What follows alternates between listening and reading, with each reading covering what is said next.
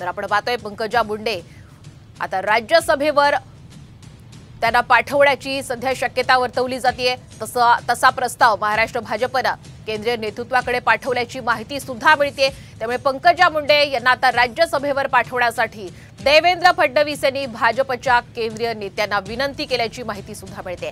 आणि आपण याच महत्त्वाच्या बातमी संदर्भात आपण चर्चा करूया सकाळच्या आमच्या मृणालिनी नानिवडेकर मॅडमशी। मृणालिनी मॅडम, आपण पाहतोय आता पंकजा मुंडे लोकसभा निवडणुकीत पराभव झाला, आता त्यानंतर त्यांना राज्यसभेवर संधी दिली जाऊ शकते का? यामागे काय साधारण भाजपची रणनीती असू शकते?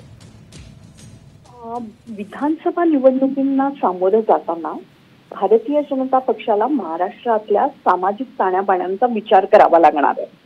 मराठा समाज जरांगे पाटलांच्या आंदोलनामुळे भाजपपासून दूर जर गेला असेल तर ओबीसी समाज जो कायम भाजपचा पाठीराखा राहिला आहे त्याला जवळ करणं आणि तुम्ही आमचे आहात हे दाखवणं हे जरा गरजेचं आहे।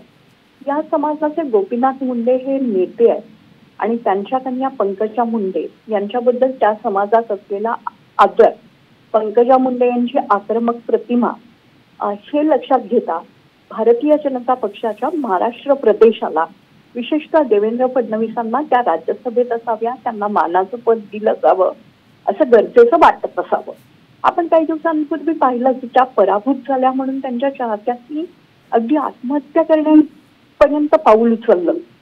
पंकजा मुंडेंची लोकप्रियता आणि त्यांच्या चेहऱ्याची गरज ही आंदोलनं दाखवत आहेत, त्यामुळे त्यांना लवकरात लवकर याच्यात घ्यावं, राज्यसभेत घ्यावं आणि मानाचं पद द्यावं अशी फडणवीसांची इच्छा दिसते आहे। निवडणुकीनंतर लोकसभेच्या फडणवीस काहीसे नव्याने स्वतःच्या राजकारणाची रचना करतायत असंही वाटतंय। ती रचना करताना त्यांना जुने साथीदार विशेषतः ब्राह्मणेतर समाजातले नेते आपल्या बरोबर आहेत, आपण त्यांना कायम प्रोत्साहन देतो असंही दाखवणं गरजेचं झालं असेल असं दिसतं। एक आपण लक्षात घ्यायला हवं, पंकजा मुंडे यांना विधान परिषदेवर किंवा राज्यसभेवर घ्या अशी विनंती महाराष्ट्राने आणि फडणवीसांनी आतापर्यंत 3दा केली होती। केंद्राला वाटायचं त्यांनी जनतेतून निवडून यावं। बीडमध्ये निसटता पराभव झाल्यानंतर आता त्यांच्या पुनर्वसनासाठी राज्यसभेची गरज महाराष्ट्राला वाटत असावी।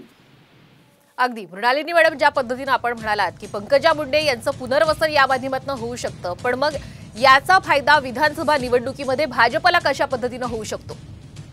महाराष्ट्राच्या अनेक मतदारसंघांमध्ये ओबीसी समाजाची मतं मोठ्या प्रमाणात आहेत। या ओबीसी समाजाचे नेते म्हणून 95 सालाच्या आधीपासूनच गोपीनाथ मुंडे समोर आले होते आणि त्यांचा वारसा पंकजाताई चालवतात असं या समाजातल्या सर्व कार्यकर्त्यांना वाटतं। जरी धनंजय मुंडे आता महायुतीत आलेले असले तरी ते उत्तम राजकारणी आहे, पण मध्ये ते पक्ष सोडून गेले होते, त्यामुळे खरा वारसा वडिलांचा कन्येकडेच आहे असं कार्यकर्त्यांना वाटतंय।